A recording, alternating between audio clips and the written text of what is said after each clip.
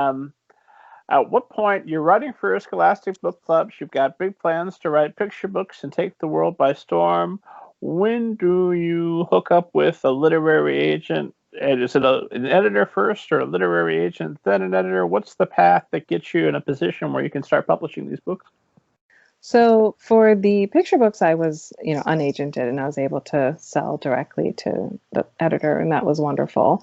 But when it came time to want to publish my novel, um, I I had to go out and find an agent, and so I went through the painful process of querying and getting rejections or just flat out ignored, like many of us are. Um, until I found my agent, and he's been a great supporter ever since, Matthew LeBlanc, and he submitted, he helped me revise Amina's voice, and we sent it out on submission, and like everyone else, I got a bunch of rejections, a bunch of very confusing, contradictory feedback. Um, but but ultimately, I went through and revised it, and I have a wonderful writing group that was able to help me identify what was missing in that story. I had actually written it initially in the third person, and I think there was something just off about the voice, which was ironic since I called the book Amina's Voice. And I went back and I wrote it in the first person, and that really helped, I think. I think maybe as a novice novel writer too, I think I was telling myself the backstory. I needed to tell myself a lot of backstory. So in my first version, I had maybe too much about the parents and their immigrant experience, or there was stuff about the family room pillows, and like and things that the 40-year-old woman was creeping into the story for sure. And so when I went back and just changed that point of view and rewrote the book from Amina's perspective, I was able to delete those scenes that didn't matter, and really, other than that, I don't think I changed a whole lot. Like the plot stayed the same, the storyline stayed the same, but it was just that shift in perspective and trimming and tightening up a bit.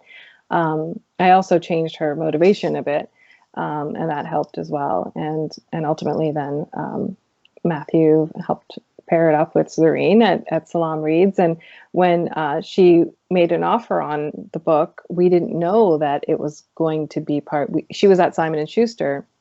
We didn't know that Salam Reads was going to be a thing. It hadn't been announced yet.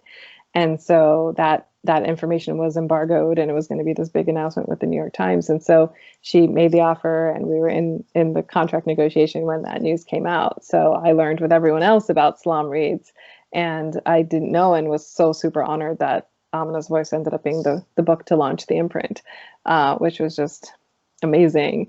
And, to be part of this groundbreaking, change in the publishing industry, but also to launch it was just incredible. And it felt like this amazing home for my books. And, Zarina and I had a great common vision for what we wanted. So it was just fantastic.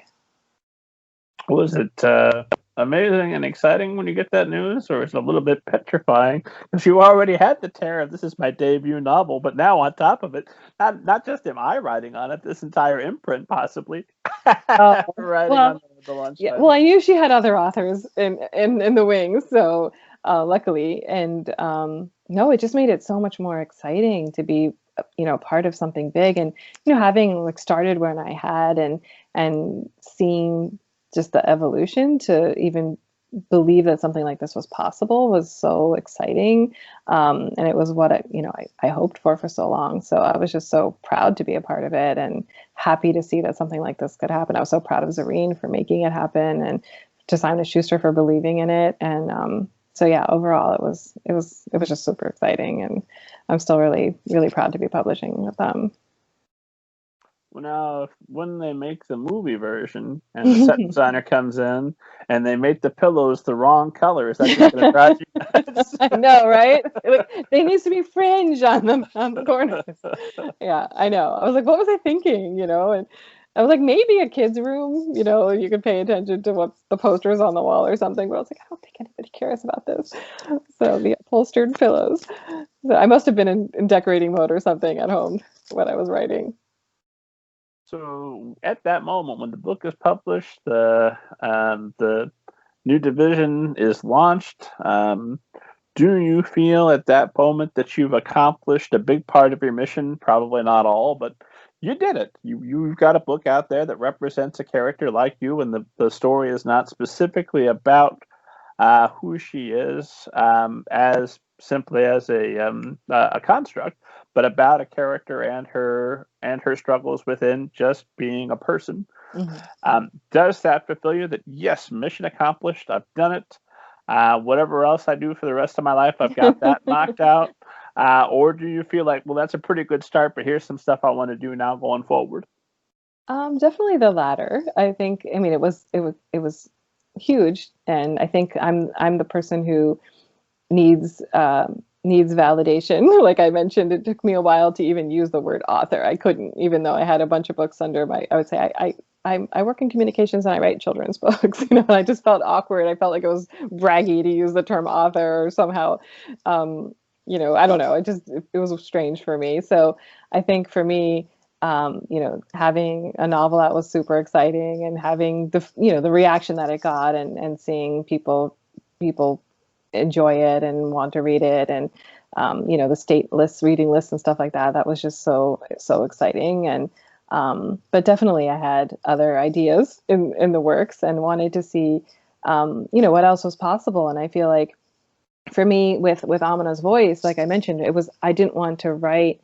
And I struggled, when I was trying to get it published. I did think about the types of stories that might be more attractive initially to editors, and I even thought because I was like, this is a quiet story. Amina's, it's a lot about her personal journey, like finding confidence, dealing with everyday struggles, like, friendship changes and adjusting to middle school. And what do you do when your best friend starts to like a girl you don't like and that kind of thing, which, and apart from having, this loving family and an uncle coming from overseas and trying to negotiate that new person and all this other stuff. But, it wasn't about, some big hot topic or, something that, people might associate with Muslims. And, a lot of the publishing I had seen even earlier about taking place in other countries or things like that stuff that focused on some of the pain issues or challenges around being a Muslim, and or gendered stuff, or just big issues. And so I kind of felt like, well, if I stuck some of this in here, it might get some more attention. But I really didn't want to do that because I just felt so in love with this family, and I just felt like they deserved a regular story. And there is, it's not a spoiler, I think, because it's mentioned in the marketing copy. But there's an event that takes place that affects Amina's community, and I did put that in there because it's something that affects our communities and other communities, and sometimes we have these external forces at play, but it wasn't the point of the book. It was really, for me, it was Amina's journey and how she grows as a character and how she confronts all these different aspects of her life. And so the event that happens is towards the end of the book.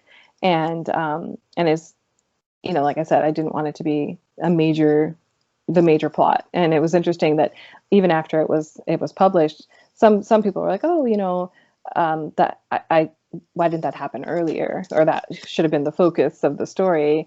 And for me, that was really important that it wasn't. And because it was something that happens to her mosque community, and, it's in a very special place to her. And I built it up throughout the book, to show how special this place is and what it means to her family. And then when it is affected negatively, what that would feel like.